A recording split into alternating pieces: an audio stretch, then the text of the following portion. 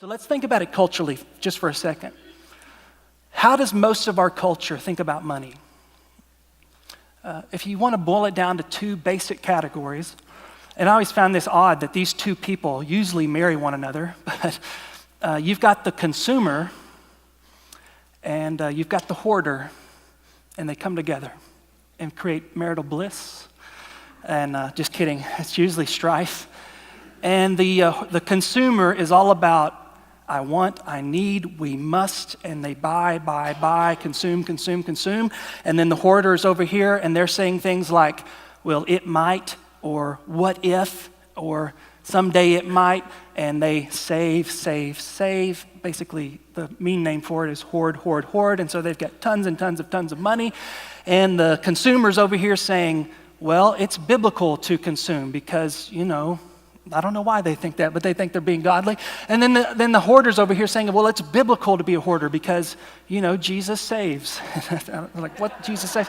And these two people are finding their, justification in their approach to money, but the reality is neither one of them are being very Christian about it. Both consumer and hoarder are being motivated by the same thing, and that thing is greed. But you see, we don't see greed in the mirror. We look in the mirror and we see, I'm careful, I'm cautious, I'm good at finding sales. Nobody sees greed in the mirror, but really greed is what's driving the consumerism and hoarderism, if that's a word.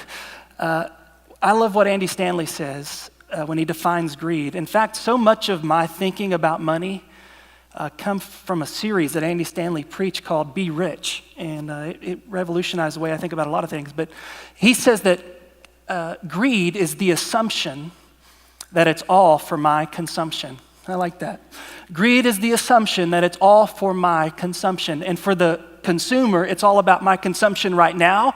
And then for the hoarder, it's all about for my consumption later on down the road. But in both cases, it's driven by this assumption that it's all for my consumption. And so how is it that you break the power of greed on your life? If greed is what's motivating our culture to be consumeristic or become hoarders, then how do we break that power on our lives? And I don't want anything from you. I want something for you. I want you to be the kind of person who's not controlled by your money.